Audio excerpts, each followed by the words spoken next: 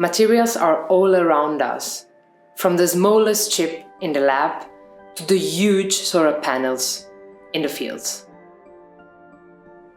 This is a show about the development of new materials and the way they can radically change our lives. I'm Alessandra, community builder of Material Pioneers.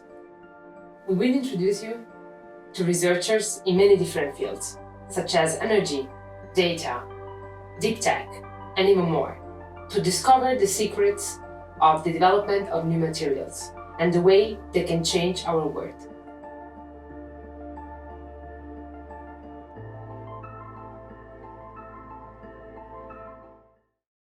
Hello everyone, thank you for being here today. We have Massimo with us. Hello Massimo. Hi Alessandra. Nice to see you. And can you introduce a little bit yourself? Sure. I'm the chairman at Hello Tomorrow, which is one of the biggest deep tech communities. And I'm a former partner at Boston Consulting Group, where I co-led the Deep Tech mission, which is BCG unit that works on deep tech. Well, we have a few questions for you. Since you have a lot of experience with innovation and technology, do you think the convergence of technologies can lower the barriers to innovation?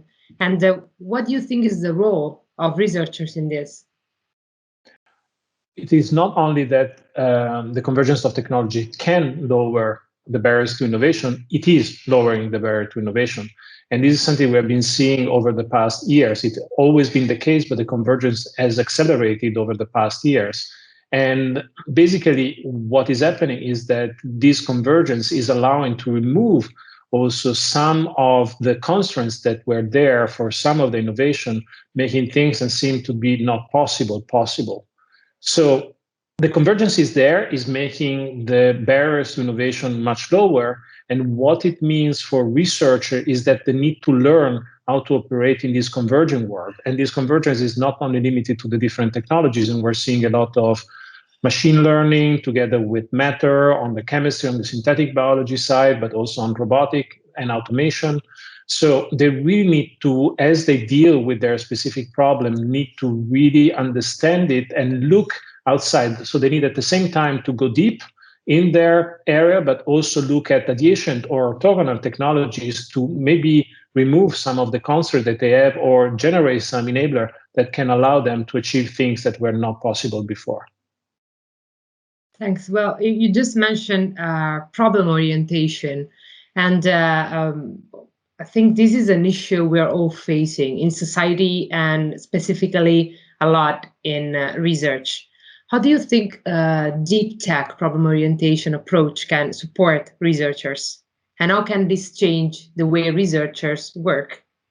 It's of paramount importance because when you have a convergence of technologies, what is the big risk that you run is that you basically go after the technologies and not to use the technologies to do what you're doing. So problem orientation is basically the compass that you need to be able to operate in this new option space that is enabled by the convergence of technologies.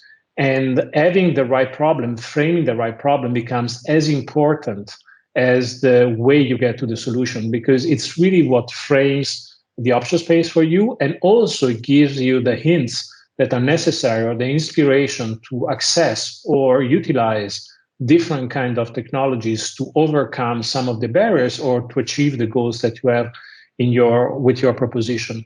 So very often we have researchers that are very deep in one field looking at one solution and they're almost solution constrained.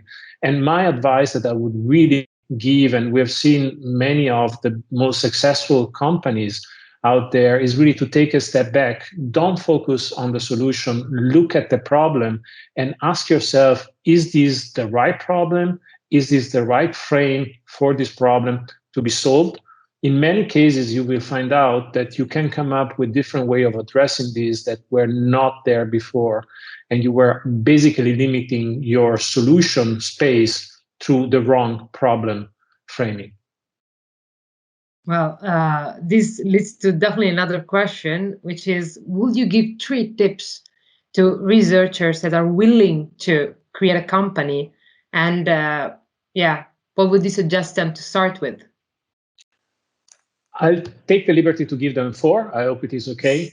The first one is start with the problem. The problem framing is important. Ask yourself, what if? Don't start with the solution, but really go back to the problem and look at the way you're framing it and if there are different ways of framing it.